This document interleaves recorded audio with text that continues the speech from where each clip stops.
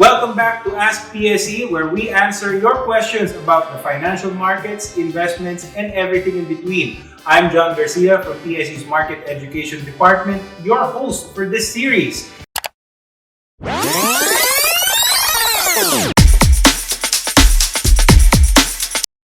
Attorney Martin, for that, it's very enlightening to know na ang dami na palang na-handle na insider trading cases dito sa PSE, and that the PSE and the CMIC continues to monitor such manipulative trading activities. So, our next question is also again for you, Attorney Martin. Pahinga muna sa insider trading. Si Marvin Zapanta wants to ask, what will happen to my stocks if my broker becomes bankrupt, or say, dagdagan ko na yung tanong niya, mawalan ng trading license, masuspend, etc. Actually, whenever there are issues involving violations by trading participants, especially in cases wherein we have to suspend the trading of this brokerage firms. Initially, of course, we conduct the audit. The audit actually is conducted in order for us to ascertain if there is indeed a ground for the suspension of this trading participant. So, if we do determine that there is a ground to have the trading suspended, in some cases we file a petition for the takeover of operations of these trading participants. This petition is filed with the SEC, and if the SEC agrees with CMIC, it grants our petition and it authorizes the CMIC to take over the operations of this trading participant. So after the takeover of the operations, of course, the trading participant is prohibited or is disbarred from. One of the first steps is for us to inform the PSE that the trading participant may no longer be authorized to trade. Okay. And we also inform actually the SECP or the Securities Clearing Corporation of the Philippines. We also inform the PDTC, and we also inform the SEC, and of course the clients or the customers of this trading participant. So after that, usually, whenever we are authorized to take over the operations of this trading participant, we are authorized also to dispose of or to liquidate the trade-related assets of the trading participant in case there is a deficiency in addressing the claims of the customers, such as the Marvin. Okay. So, we actually CMIC is authorized to execute or undertake actions that are necessary for the preservation of the assets of the trading participant. And in case of deficiency, we can also actually endorse the claims of the clients to the SIPF or to the Securities Investors Protection Fund. Okay. Good, Attorney Martin, that you mentioned the SIPF and the Securities Investor Protection Fund. Follow-up question ito galing na sa akin.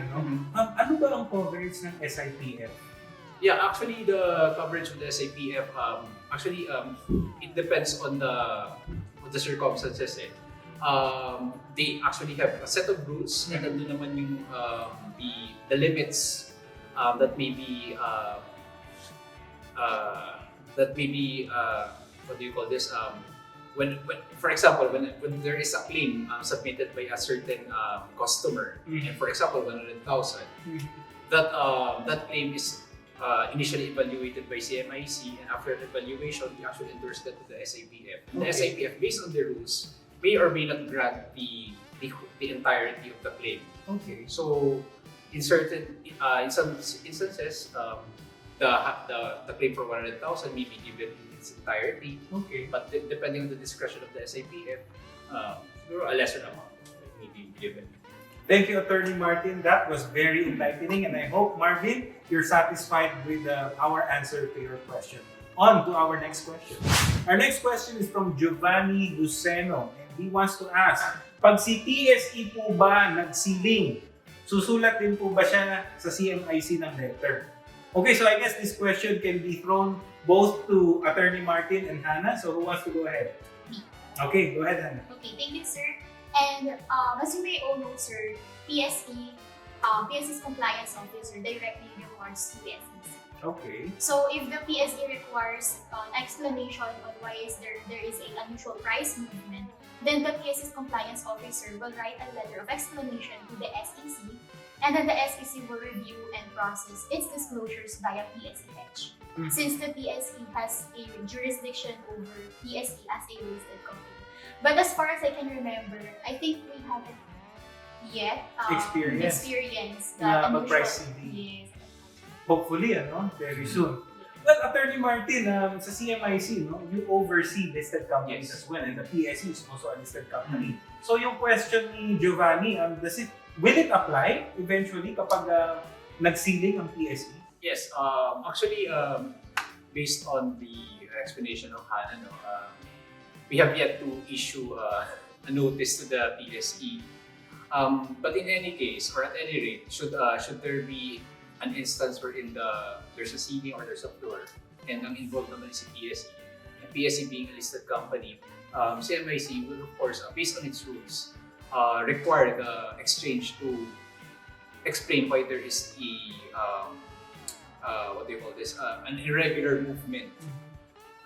That's actually based on the CMIC rules. So actually, just for any listed company, not only limited to the PSE. So in cases wherein there is a ceiling or floor or any unusual movement, the CMIC has to notify the trading part, the listed company that there's such a movement, and they have to explain why there is such. So in case there is a failure on the part of the listed company to comply with the directive of CMIC, there may be, of course, with the concurrence of the PSE, CMIC may issue a restriction, a hold, or suspension order against the listed company.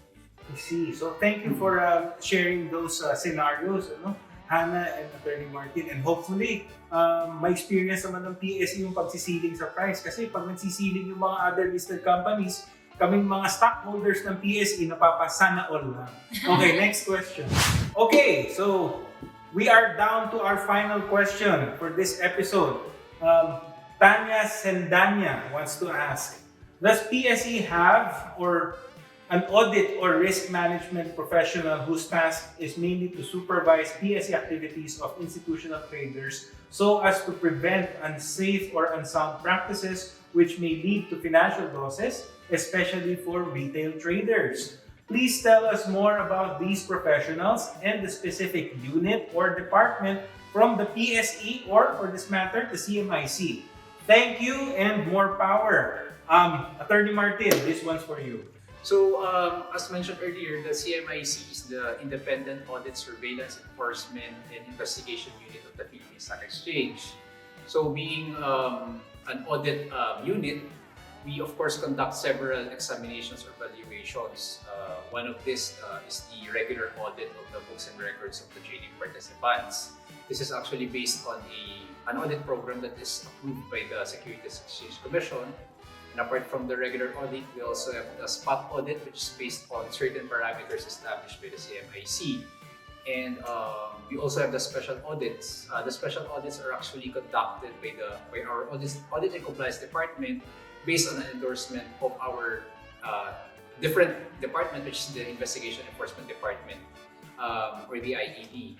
The IED, in certain cases, may, in resolving certain complaints filed by the clients or the customers of trading participants, may need to actually authenticate or at least verify certain data that may only be had after a conduct of a special audit by our audit and compliance department.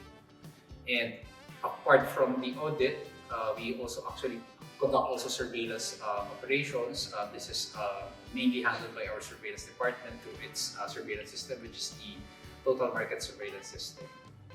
So, actually, apart from the surveillance and the audit functions of the CMIC, we of course receive claims or complaints submitted by the customers and clients of the trading participants. Thank you so much for that one, Attorney Martin. So you see, Tanya, hindi lang audit, may surveillance pa. Ganyan kahigpit ang pag-monitor ng ating mga regulators, not only to our listed companies but also to the trading participants. And kung meron po kayong gustong i-complain or i-file or i-report, feel free to email CMIC. And I think, Attorney Martin, the email address is info@cmic.com.ph. Yes, that's correct. Okay. Kung meron naman silang gustong i-raise na issue sa Disclosures Department, saan ba sila mag-i-email, Hannah? Okay, you can email us at disclosure@pse.com.ph. Thank you so much for that, Hannah. And with that final question from Tanya, we bring this episode to a close. Thank you everyone for sending in your questions. This has been a very insightful episode, and I hope you guys learned a thing or two about investor protection. So it's very important that you not only monitor your portfolio but also ensure that your interests are well protected. And with that, nandito ang PSE, ang CMIC, and of course the SEC na pwede nyo lapitan anytime. So again, thank you to Attorney Martin and to Hannah for sharing with us your expertise and insights. So I hope we get to invite you again in our future episodes. Maybe on other topics that may focus on your individual expertise. So thank you everyone for watching this episode of #AskPSE. This is John Garcia, your host, and I'll see you again in our episode next time.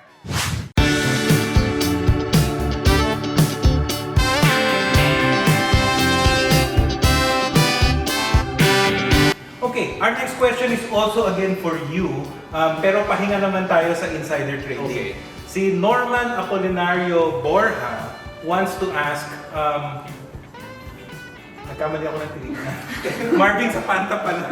Sorry. Okay lang. Okay. We're kicking on. Sige, rolling lang siya. No? Okay,